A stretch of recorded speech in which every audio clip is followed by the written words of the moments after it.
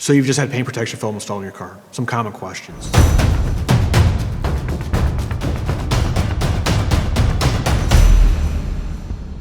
How long should I wait till I wash the vehicle?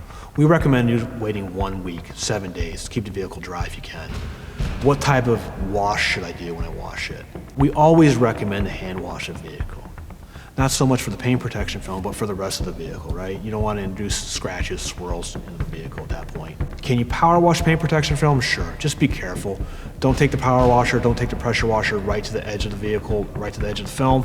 You will lift the film. You potentially can lift the film. That's not a great day. Can I wax my paint protection film? Sure, you can.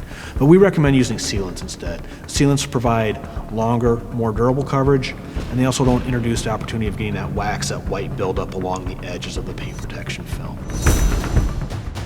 Contact Immaculate Paint Protection today. Protect against damage from driving tomorrow.